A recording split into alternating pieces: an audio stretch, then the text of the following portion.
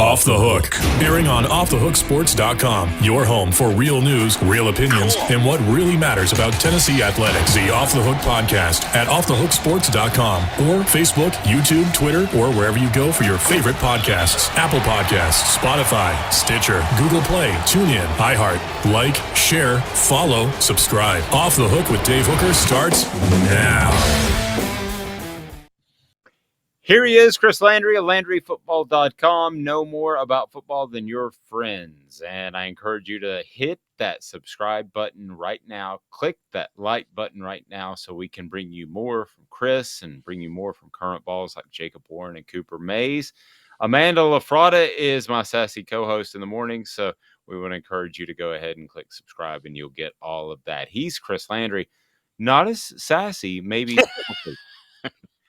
Chris, I hope you're having a fantastic morning. We're almost there. It's almost time for football. And here we are at the point where we know prospects, parents, and at some point grandparents. And the guy that I wanted to ask you, Jordan Matthews, who is considering Tennessee, get more into his recruitment. You got a pretty good working knowledge of Jordan Matthews. Yes, Dad Rashawn played outside backer at LSU in the late 90s, and he actually transferred to Southern, played a little pro ball as well. His son's really good, a little smaller, but more athletic. Impressive guy, can really run. Long guys that can run and cover are certainly coveted, and he is as well. And it's interesting is his recruitment is kind of coming to an end, and we think we know where he's going, and we'll see. You never know. True. He will announce his decision on August the 15th, according to his Twitter and Instagram page. And this has kind of become the thing. This is the way we announce things. But he has the three schools listed as Texas and Tennessee. Now, he's out of Baton Rouge, but he's Texas and Tennessee are the two schools, along with Michigan, that are listed in the, I call it a placard. Amanda gets mad at me. It's a video overlay. So this graphic, whatever you want to call it, do you think it's pretty accurate as far as, is he looking at each school equally, or do you feel like there's a lean there?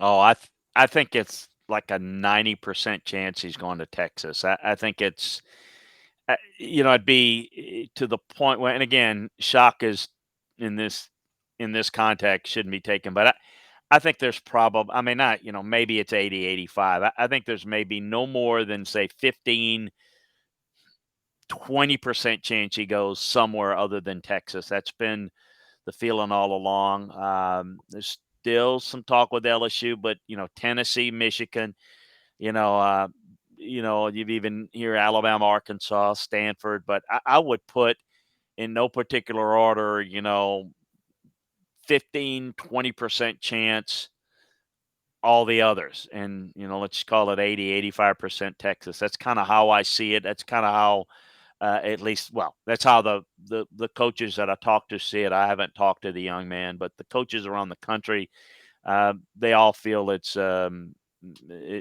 done deal for Texas. But as we know, it's never a done deal until it's a done deal. And even then, until it's signed, it's not a done deal. And now, after it's signed, it may not be a done deal because it may transfer. But no, I don't want to get into that. I'm curious. But it sounds like Texas is what it's sounding like. So we know that Texas has benefited from bringing in, I don't know, some guy named Arch Manning. He has a last name that may ring true with a lot of prospects and a lot of guys that like football. So I know there's a boost there. But if you can, and this is difficult to do because it's all intertwined, but if you can kind of set that aside and look at Texas and Oklahoma, because it's just over a year now since it was announced they would be coming to the SEC. How has that announcement and that pending move affected their recruitment, if at all, in your opinion?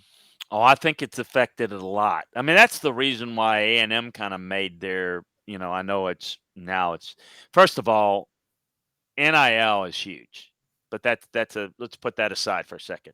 Going to the SEC would make Texas A&M recruit on a different level And you can say, well, they brought in Jimbo because he's recruiting to the SEC. That is huge. It's huge. It's separated Texas A&M from Texas from a football standpoint because they could sell something. You could play in the best conference in the country that Texas could not do. Well, it's funny you say that, and not to interrupt, Chris, but if I would have told you 10 years ago that A&M would have been comparable or a better program than Texas, you would have called me insane, right? Well, not insane, but it wasn't that way. Mac had been young and they won a national title, and was it 10 years ago? I mean, played for another. I mean, no, they weren't the same. But they're both in the Big 12. Texas was running things, so Texas A&M, along with Nebraska, who said, "Hey, we're in Colorado, we're tired of dealing with the Texas. They get this and that and do their own deals in the Big 12." Well, again, they got away from Texas, which they wanted to, and they got into where they could sell the SEC where Texas could not. It's a huge difference. It's the biggest difference. Now, they're getting away from Texas. That's why they were not happy with Texas coming in. I know it was a unanimous vote, but that was like the SEC office saying, "You're going to vote and make this unanimous. Trust me. We will submit the vote for you if we need to." Now this puts Texas on a different. Well, Texas can begin to start recruiting as if, look, we're going into the SEC. And now I'll throw this one. Getting Arch Manning has made a difference. Right now, Texas is kicking butt in recruiting. They are really doing a great job. And a lot of it was the Arch Manning.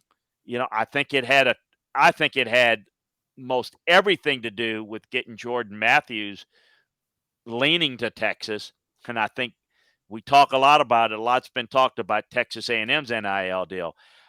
Texas's NIL deal is the coffers are every bit as deep, Dave, and they're being filled up just as much. Texas is going to be a player. They should be a player, but they're going because now they can sell the SEC, and with the NIL money, if they're not a player, they're really got the wrong guy in there. And look, they've had the wrong guys there before, and we'll see if Sark is the guy, but I got to tell you that they're doing things on recruiting that hasn't been done in a while.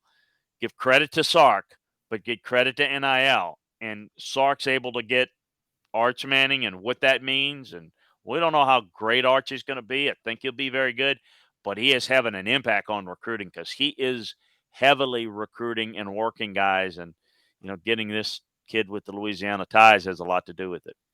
Yeah, it does. If I put you on the spot today, because we've talked about whether or not Nick Saban is retiring, and eventually he will, either this year, next year, or some year. But who are the group of teams that you think gobble up some championships? I'm not talking about a run like Nick Saban, Alabama, okay? Right. So I'm not even going there. But somebody's going to have to win those championships when he leaves. So obviously there's Georgia. They're in position, right? Mm-hmm. So let's take them as a given. If I pinned you down and said, given what they have right now, if Nick Saban walks away in the foreseeable future, who are the programs that are truly competing with Georgia for national titles? Because based off what you just said about Texas, may not be this roster this year, but it makes me wonder if they're going to be one of the ones knocking on the door year in and year out. It's an interesting question because I think we're headed towards not having divisions. People ask me all the time, "Well, what division?" I don't think that's where we're headed. So we got to. I think, and we discussed this in terms of divisions. I think when they announce it, I think that's what they're going to do. We're going to have to start phrasing it just like you did, because I would say right now, Georgia. If I was in the East, if I were Tennessee and Florida, I wouldn't be real encouraged because Georgia is on a par with Alabama right now, and Kirby Smart ain't going anywhere. God willing, nothing tragic happens. With at least in the West, you can see the end that okay, you can start picking every year. Say this is going to be Nick's last year. You might be saying that for another 3 more years, but I think if you're Texas, I think if you're Texas A&M, I think if you're LSU, you're all in the mix. But when we start, so let's just take the whole league now.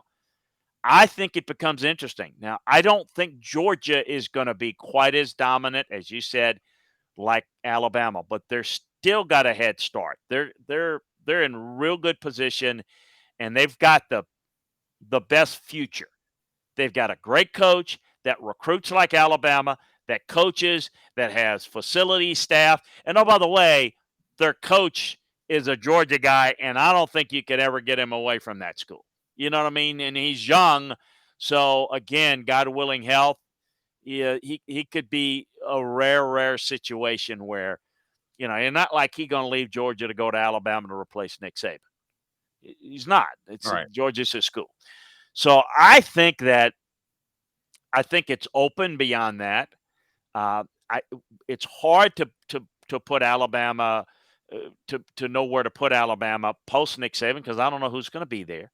But and for that matter, I don't know who's going to be at these other schools in some of these cases. But if I was looking at it now, I would say that A&M is certainly recruiting at that elite level. Texas is not there yet. I think LSU and A&M. I think that Florida has that potential. I think Tennessee can be good, but I think it. We've talked about this in other forums even on your daily show is who's going to be able to match NIL money in facilities. That's what's going to be interesting to see in this NIL. So is Tennessee going to have an NIL, a collective that's going to be one or two in the SEC or three? Well, you know what? Then they got the potential to be there.